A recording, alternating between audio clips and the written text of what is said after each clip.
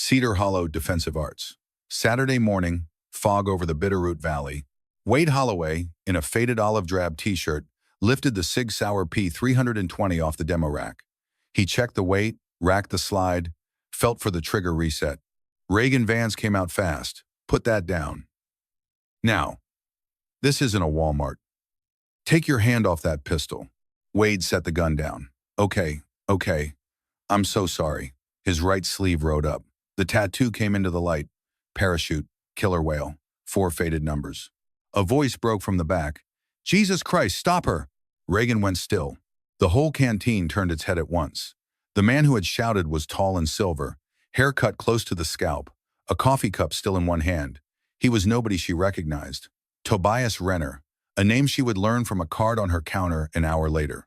He moved fast across the floor toward the demo bay, both hands lifted in the gesture men in his world used when they wanted everyone in a room to stay calm. Toby spoke to her, slow and clear. Ma'am, that man just cleared a pistol the right way. He had the chamber open before you came out of your office. He didn't do anything wrong, and I would be very grateful if you apologized to him. Reagan stiffened. She was not used to a customer telling her what to do inside her own building. Sir, this is my facility. I decide who. Toby cut her off, gentle but absolute. I know. But you just told the wrong man to leave. Trust me on that. Wade stood between them, the olive drab still pulled crooked at the shoulder. He tugged the sleeve down. He spoke to Toby quietly. Brother, let her decide. Toby looked at Wade. The recognition came across his face in one long second. He set the flat of his palm against his chest, a quiet salute that nobody at the counter understood, and he turned. He walked to the front desk and laid a card down. Tobias Renner. Renner Tactical Consulting, Bozeman, Montana. He told the receptionist, give it to him or give it to your boss. Either way. Then he walked out. His wife and 2 kids were waiting in the parking lot. He did not look back. Reagan stood alone at the demo counter. Wade had already moved to the front desk. He pulled a folded paper from his back pocket, a referral note from a longtime member named Hollis Reed, and laid it on the wood. I came to sign up for a trial day. Hollis told me to stop by. Reagan read the note. She looked at the worn olive drab. She did not apologize. She slid an intake form across the counter and assigned him to lane 11. The far lane, the one where the wind cut sideways off the bay. Brigham Tate came out of the back hallway in a black polo with instructor stitched across the chest and 75 THRGT Ranger stitched on the sleeve. He smiled at Wade. That a lever gun in the case there? Cowboy weekend? Hope you don't put one through your own boot. Brig was the one who had whispered into the office intercom 4 minutes earlier. Boss, some stranger is handling the demo gun. That was why Reagan had come out the way she did. Wade did not answer Brig. He laid $200 bills on the counter and walked to lane 11. He set the case down and unzipped it. A Marlin 1895 SBL chambered in 4570, walnut stock burnished smooth from years of carry. An old loopholed scope, 1.5 to 5 power, the bluing thin on the rings, 3 shots, 2 at 100 yards on steel, 1 at 200, holdover by eye, no scope adjustment, 3 clangs across the cold air. The man on lane 10, a graying veterinarian named Ed Larkin, lowered his binoculars. Sir, what did you just do? Wade said only, old gun, knows the way. Doc Pritchard was not there that morning. He had a VA appointment in Missoula. Reagan stood in her office and watched lane 11 on the camera. On her desk, the card from Tobias Renner. She read it. She set it down. She did not call. Wade packed up at 11:30. By 11:45, he was in his pickup, driving to meet Juno's school bus from a field trip. The next Saturday came in cold and clean. Juno was at a friend's birthday party at the bowling alley. Wade drove to the range alone. Doc Pritchard was back from the VA. In the week between, Reagan had done something she would not have admitted to anyone. She had called the number on the card Tobias Renner left on her counter. The first 2 calls went to voicemail. She sent a text. I'm the owner of Cedar Hollow Defensive Arts. I want to understand what happened last Saturday. Toby's reply came at midnight. Ask someone in your community. Ask Doc Pritchard.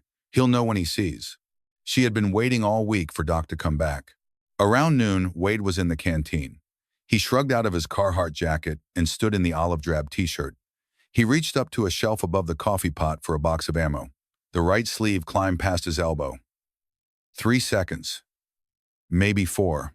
Doc Pritchard was walking by with his cup. He stopped. He saw all of it at once. The parachute interlaced with the killer whale. The small Latin line below the design, Celer, Silens, Mortalis. The 4 faded numbers low on the inside of the wrist. 0317. Doc stood very still. The coffee in his cup trembled. He set the cup down on the counter. He walked the last 5 steps to where Wade stood. He laid the flat of his palm against his chest and bowed his head a quarter inch. The old corpsman's gesture, given to a recon Marine. Wade looked back. The recognition came soft. He returned the bow with the same small motion. Doc spoke low enough that the man cleaning rifles on the next bench could not hear. Battalion? Wade said. First Recon, Camp Pendleton. Then somewhere else. Doc nodded once. He did not ask another question. He picked up his cup and walked away. Reagan was at her desk watching the master camera. She saw Doc bow to a stranger and her hand stopped above her keyboard. She had grown up calling that man Uncle Marlin. She had never seen him bow to anyone except her father. She picked up the internal phone. Marlin, come up to the office for a minute, please. He came. She slid the card from Tobias Renner across the desk. This man yelled at me last Saturday. He said if I wanted to understand, I should ask you. I'm asking. Doc sat down. He was quiet for a long time. Then he said, Reagan, there are 3 pieces to that tattoo on Wade Holloway's right arm. The parachute and the killer whale together is the unit emblem of Marine Force Reconnaissance. Less than 1% of American servicemen ever wore that patch. The Latin Celer, Silens, Mortalis, means swift, silent, deadly. It's the recon motto. The 4 numbers on the inside of the wrist are 0317. That's the Marine Corps Military Occupational Specialty Code for Scout Sniper. That number does not appear on any public roster. A man who never served in that community would never put those 4 digits on his skin. The man you put on lane 11 is a Force Recon Scout Sniper. Reagan sat very still. Doc went on. You asked me why Tobias Renner shouted. Because to a man like Wade, being yelled at to take his hand off a gun he had already cleared is about the deepest insult our community can hand out. Toby was afraid of how Wade might react in that moment. Wade did not react. That's what told Toby what kind of man he was looking at. Reagan opened the lower drawer of her desk.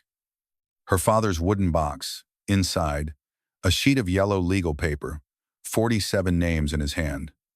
The list he had called his real brothers. She ran her finger down. Line 23 was crossed out, but the words were still legible underneath. W. Holloway, out of contact. Wife is sick. If he ever comes back through, treat him like one of mine. She set the list down. Her hands shook. Out the window, Wade was sitting alone at lane 3, eating a sandwich from a tin lunchbox, looking out at the ridge. Reagan stood at the glass. She did not go out. She did not yet know how to apologize for the things she had done. Sunday morning, Reagan had called Wade on Saturday night. There's a wind flag issue on 11. I want you to try lane 3 tomorrow. On the house. Wade was silent for a few seconds. He said, I'll come. Juno was at home with Miss Marlene, the widow next door. Sunday school in the morning, oatmeal cookies after. She was not at the facility. Lane 3 was the VIP bay, with overhead heaters and padded benches. Reagan came down without her vest, gray flannel, jeans, brown boots. She looked nothing like the woman who had stood at the demo counter the week before. She brought him a cup of black coffee. She set it down. She did not bring up what had happened. Wade took the cup. He nodded. He did not bring it up either. They worked through a morning that nobody was billing. She asked technical questions. The tone was different now. No condescension. Honest curiosity. When you've got an 8-knot crosswind at 10 o'clock at 300 yards, with the 45-70, how do you figure your holdover? He answered short and exact. Nothing like a brag. Every answer was something she could verify on her own afterward. The way a man teaches when he has taught a lot of younger men. Brigg walked past. He stopped at the back of the lane. Reagan. What are you doing? The boss sitting with one customer all morning. Who's running the place? She looked up at him. Cold. You are, Brig. That's what I pay you for. His smile thinned. He glanced at Wade. Wade did not look back. He was turning the windage knob a quarter click. Brig walked on, but he turned his head halfway to the door to look again.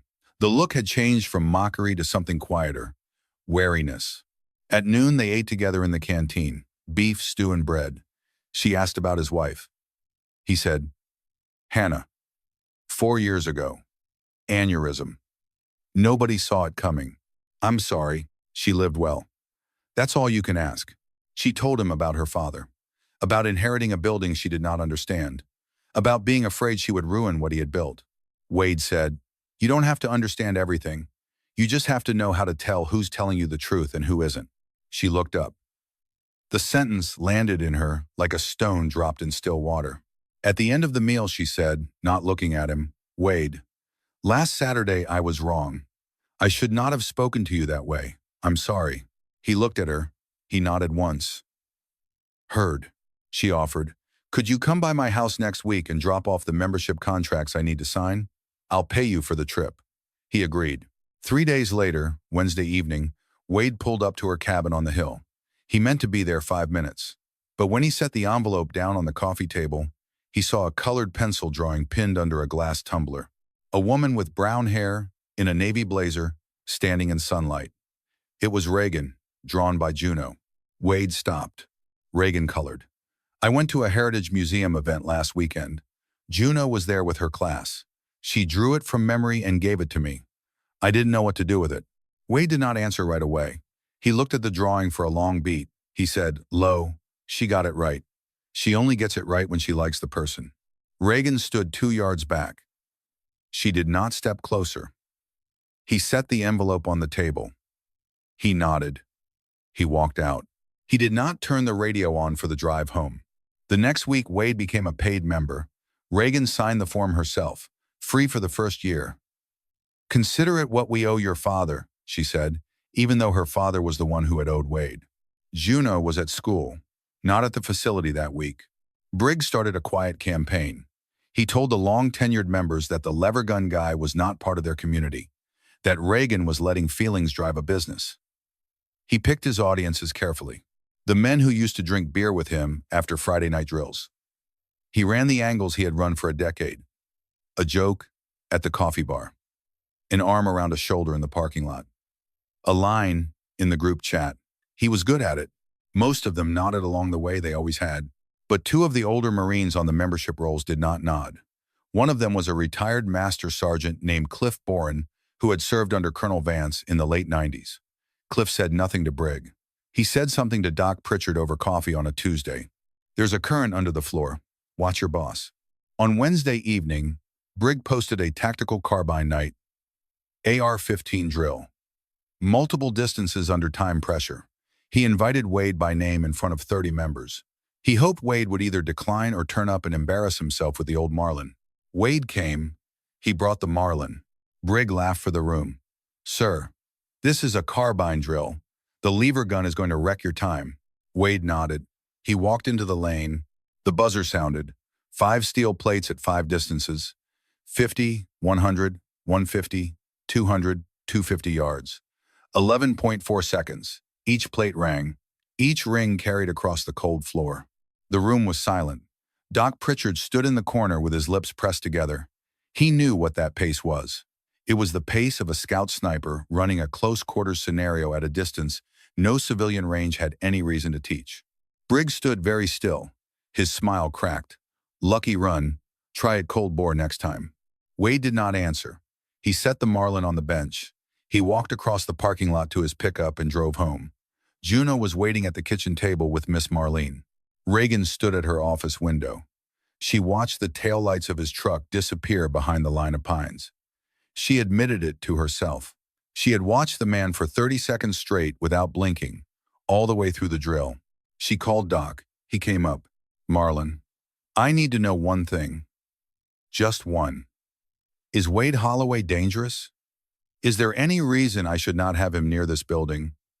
Near me. Doc looked at her without flinching. Reagan. There were some men your father trusted enough that he sent them private letters on the bad nights. Wade is one of a very small handful he ever spoke about in that voice. If you ask me whether the man is dangerous, yes. He is, but never to you. She was quiet a long time. Then she said, "And Brig?" Doc looked down. "I don't have evidence yet. I'm still working, but if I get any, I will bring it to you before I bring it to anyone else." She nodded. They did not say anything more. That night she sent Wade a text. "I'm running a Sunday morning class for the kids of members this weekend. Would you come watch?" His reply came 2 minutes later. "I'll come." Sunday morning, Reagan ran the kids' class herself. Members' children, ages 7 to 12, learning safety rules and air rifle fundamentals under supervision. She had asked Wade through text if he wanted to bring Juno. It was the first time the girl had set foot in the facility. Wade brought her at 9. She wore a navy sweater and her hair was in a high ponytail. The sketchbook stayed at home. She had come to learn, not to draw. Reagan taught. She was better with children than she had thought she would be. Patient. She did not lower her voice the way some adults do. She did not talk over the tops of their heads. Juno sat in the front row with her eyes wide. When Reagan asked a question about the 4 rules of firearm safety, Juno's hand went up first. She got it right twice in a row. Wade stood far back, in the parents' area, and did not interrupt. He watched Reagan teach his daughter. Something shifted inside him. It was not love. Not yet. It was a kind of permission. The permission a man gives himself to imagine, just once, that the room he came home to might not always have an empty chair in it. After the class, Juno ran up to her. "Miss Reagan, thank you. My dad says you teach good." She hugged Reagan once, fast, with no plan and no adult prompting her. Reagan stood frozen for a second, then put her hand on the small back and patted twice. Wade saw the whole thing from 10 yards away. He turned and pretended to check his phone. At lunch, Wade and Juno sat in the canteen. Reagan took the bench next to theirs. Not the same table, not yet. But she set down a plate of almond cookies on Juno's side. "I made these this morning. Try one." Juno bit into one, her eyes lit. "Dad." "She makes cookies better than Miss Marlene." Wade laughed quietly. It was the first time Reagan had ever heard him laugh. He said, "Don't say that to Miss Marlene. She'll be mad." All 3 of them laughed. In the truck on the drive home, Juno asked, "Dad, does Miss Reagan have anybody?" Wade stopped at the red light. He looked at her in the rear view. "I don't know, baby." "Why do you ask?" "Because she looks at you a long time." He did not answer. The light turned green, and he drove. That evening, back at the facility, Brig walked into Reagan's office.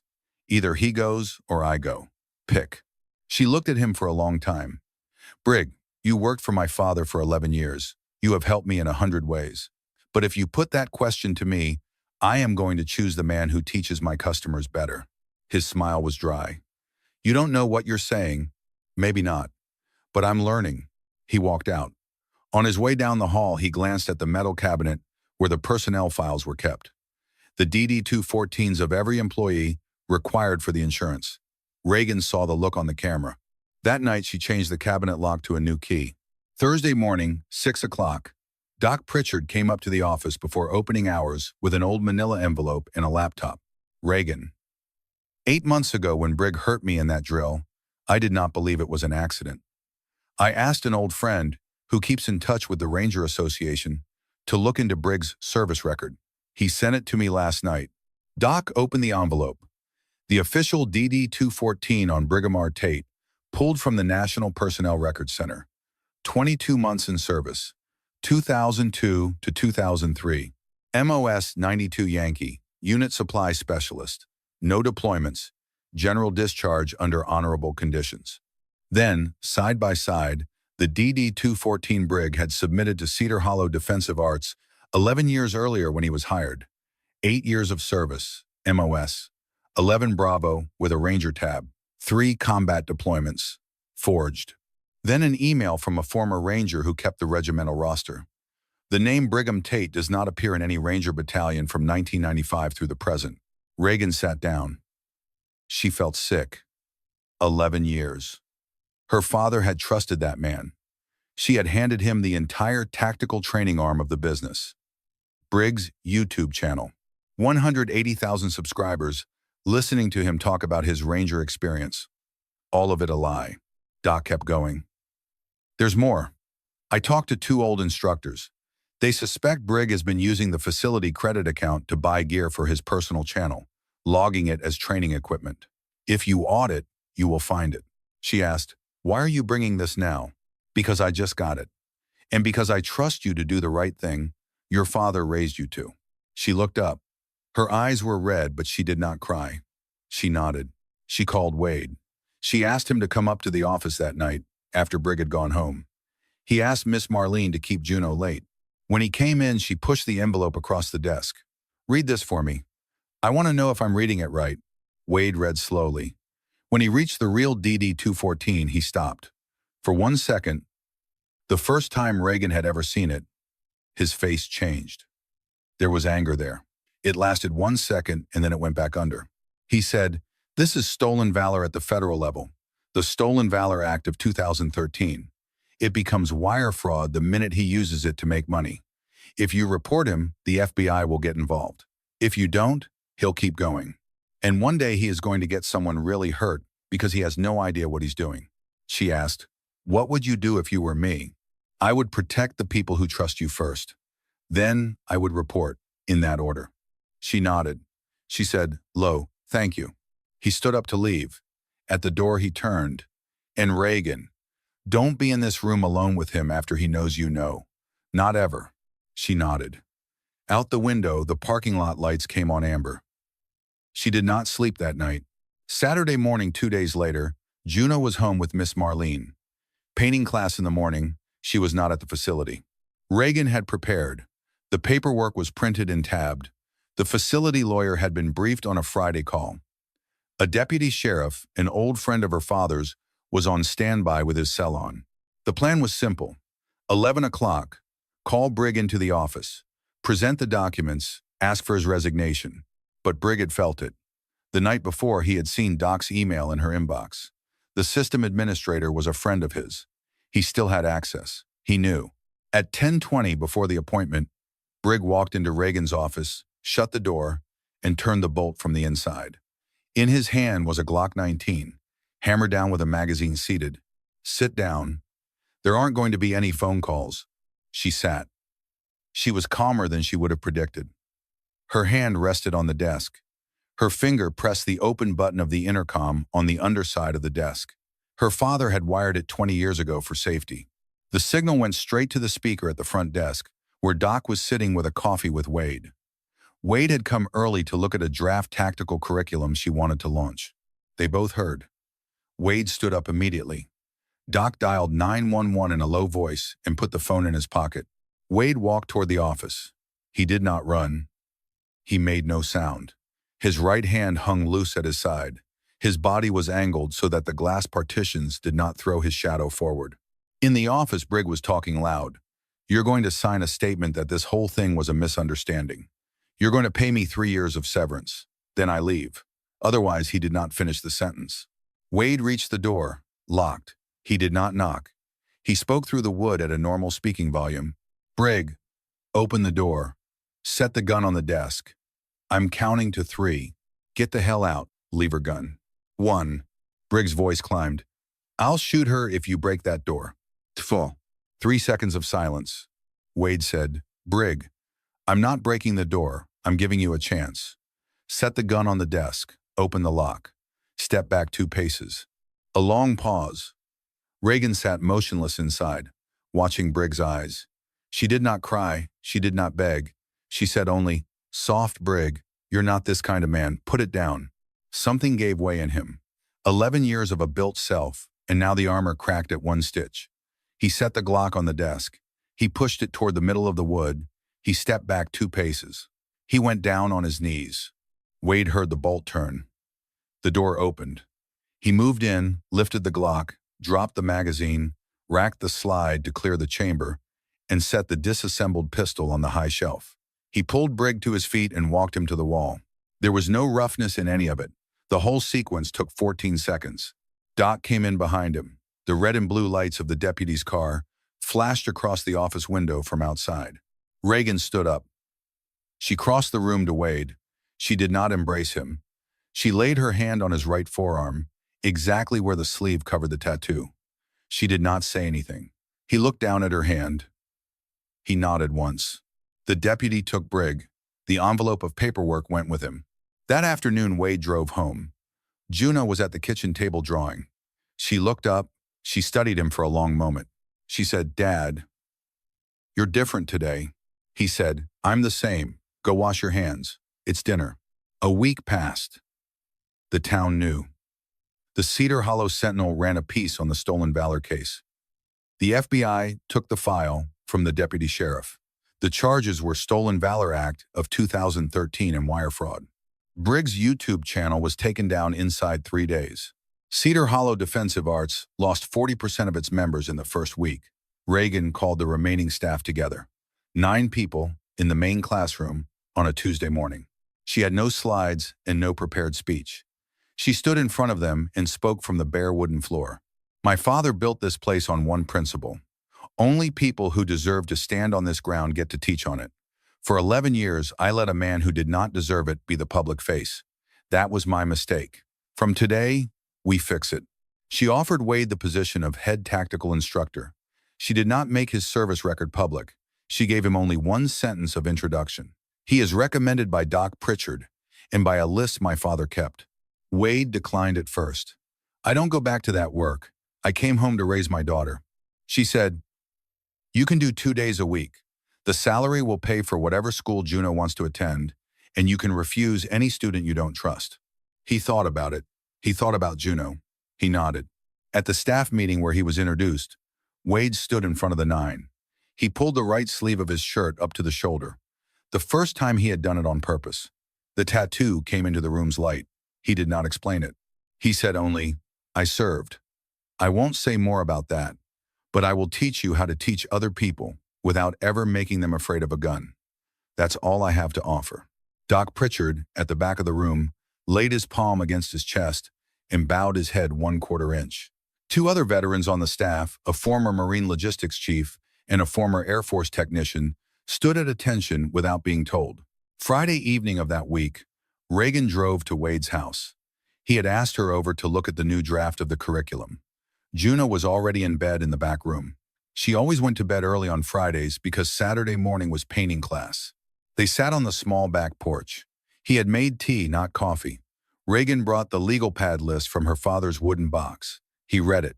He reached line 23. He stopped. He drew a long breath through the nose. She asked, "You knew my father?" "Colonel Vance, 2007. I was a young corporal. He came to my unit and gave a talk on ethics in close quarters combat. I remember one line, he said, "Every round you fire carries the name of somebody's mother. Don't forget that." I never did. She sat very still. A maple leaf settled on the porch boards. She did not cry, but her eyes were bright. She said, "Lo, Daddy sent you to me." He did not answer. He looked out at the valley with her. The 2 of them sat with one comfortable foot of space between them on the bench. Neither of them moved closer. Neither of them needed to. 6 months later, April. The Bitterroot Valley was green again. Cedar Hollow Defensive Arts had recovered. 1,800 new members. Most of them families. The Women's Defensive Course had grown to 4 sections. A new free program for the children of veterans, designed by Wade, had filled within a week of opening enrollment. Wade was head tactical instructor 2 days a week. He kept his other 3 days at Cedar Hollow equipment repair. He told Reagan, "My fingers need grease on them so I don't forget who I am." Juno was 9 now and in 4th grade. She came to the Sunday morning class every Sunday without fail. Reagan taught it. Juno had moved up to a .22 rifle, with her father and Reagan standing on either side of the bench. Reagan had transferred 30% of the facility's ownership into a trust she named the Vance Memorial Defensive Education Foundation. Its mission was free training for first responders in the small towns of western Montana. The first class had graduated at the end of March. 6 volunteer firefighters and 2 rural EMTs from towns Reagan had never been to. They had stood in the canteen at the closing handshake, and several of them had wept quietly. Reagan had not known that her father's name still carried that kind of weight in the backcountry corners of the state. Tobias Renner came back through Cedar Hollow that spring, this time on an invitation from Reagan. He stood in the canteen with Wade and Doc, the 3 of them touching coffee cups together once. Reagan walked over. She said, I owe you a thank you and an apology. Toby smiled. You paid both already by being here. One Friday afternoon, Wade came up to the front desk to get Juno after a Sunday class workshop event. Reagan was at the counter in a pale flannel, hair in a ponytail.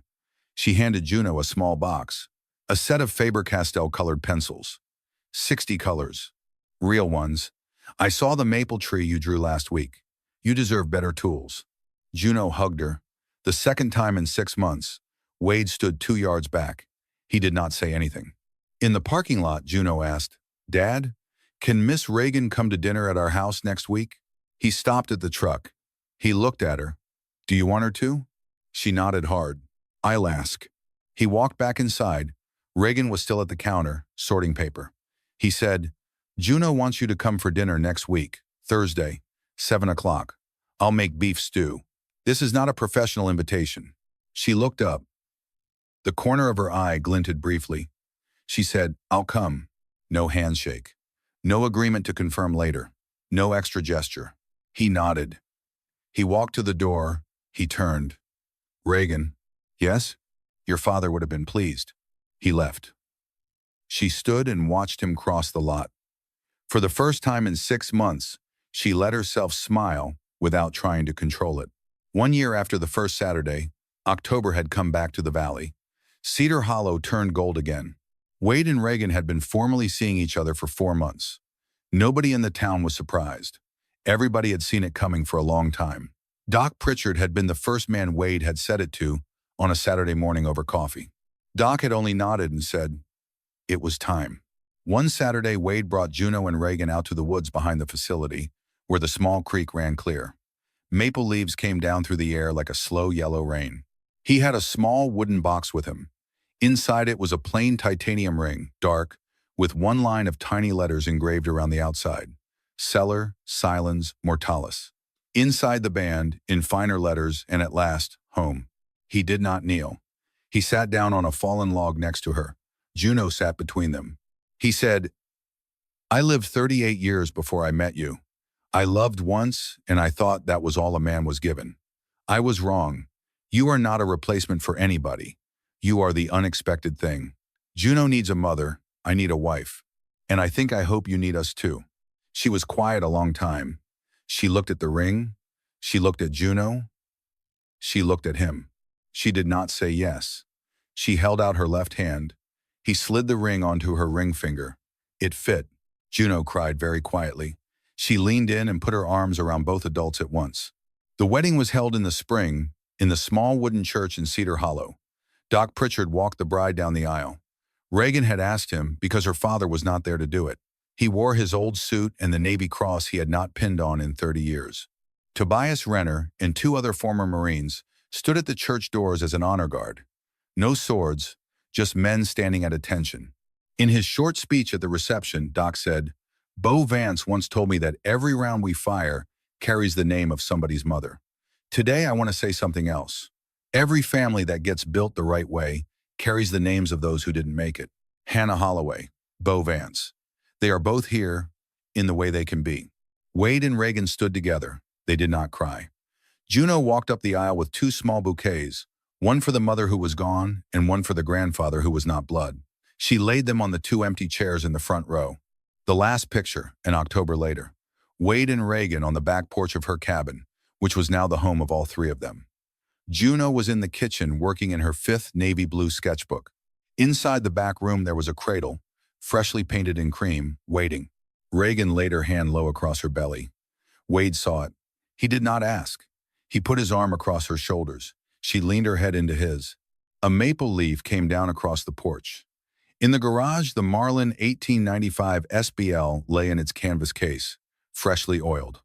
On the wall above the bench were 2 framed photos, Hannah laughing in Texas sunlight, Colonel Bo Vance in his dress blues. Neither of them had been looking when it happened. But both of them, when they looked back, knew exactly when it had begun. At the demo counter where she had once told him to put it down, and his sleeve had told the truth he could not,